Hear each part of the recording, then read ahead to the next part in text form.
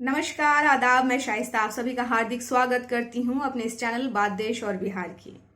आज हम बात करने वाले हैं बिहार में हुई एक ऐसी शादी की जो बिना शादी के मौसम में हुई और काफी चर्चा में आ गई।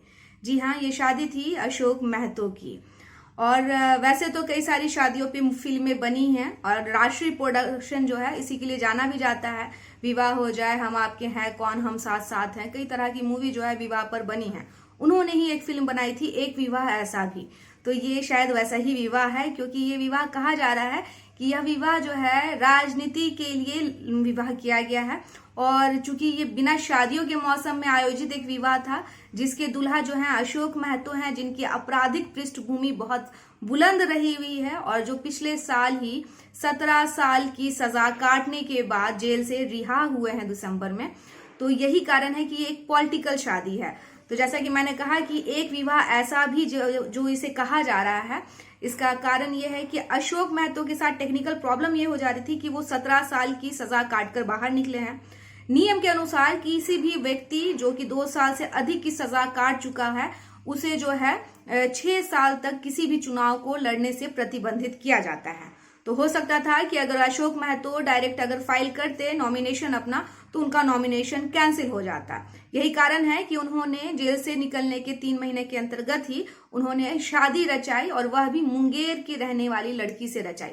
लेकिन यह लड़की जो है पूरे परिवार के साथ दिल्ली में रहती है, मगर इनका ताल्लुक जो है मुंगेर से ही है। और कहा जा रहा है यही कारण है कि इन्हें अनिता कुमारी उन्हें वह लोकसभा का इलेक्शन लड़वाएंगे।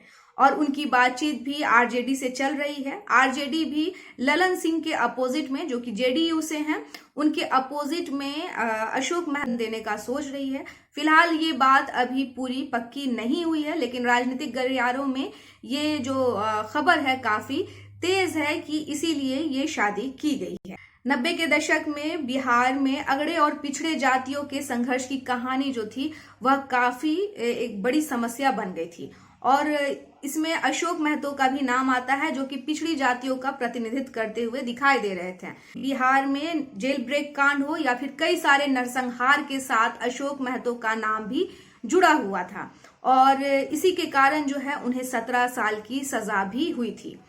इससे पहले भी अशोक महतो का नाम हाल फिलहाल में सुना गया था, जब खाकी फिल्म रिलीज की गई थी। और खाकी फिल्म में जो है जो कहानी थी, कहा जा रहा था कि ये जो है कहानी अशोक महतो की ही कहानी थी।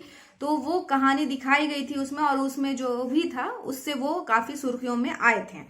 तो यही अशोक महतो जो है उनकी शादी हो चुकी है। मैंने क्या कहा कि एक विवाह ऐसा भी, बहुत सारे विवाह जो है माता पिता की खुशी के लिए होते हैं या फिर समाज की खुशी के लिए होते हैं। कुछ विवाह ऐसे भी होते हैं जो लोकसभा इलेक्शन लड़े जाने के लिए किए जाते हैं। तो ये एक विवाह ऐसा ही है। उम्मीद करते हैं कि अशोक महतो ने जिस उद्देश्य के लिए इस विवाह को किया है, शायद उन्हें आरजेडी से टिकट मिल जाए और उनकी पत्नी जो है शायद विजय भी हो जाए। खैर, आगे देखना ये काफी इंटरेस्टिंग रहेगा कि ये जो शादी है जो कि खरमास में की गई, बिना शादी के मौसम में की गई, ये शादी कितनी कामयाब होती है। उम्मीद करते हैं कि ये शादी कामयाब भी हो जाए और जिस उद्देश्य के लिए की गई है वो भी उद्देश्य पूरा हो। खैर, फिलहाल दूल्हा दुल्हन खुश हैं और उनकी बड़ी सुंदर सुंदर तस्वीर आ रही है। आप देखिए और बने रहिए शाइस्ता के साथ बात देश और बिहार की। धन्यवाद। अगर आप लोगों ने अब तक इस चैनल को सब्सक्राइब नहीं किया है तो जल्दी कर ले, ताकि आप देश और अपने बिहार से संबंधित प्रमुख न्यूज को जान सके। धन्यवाद।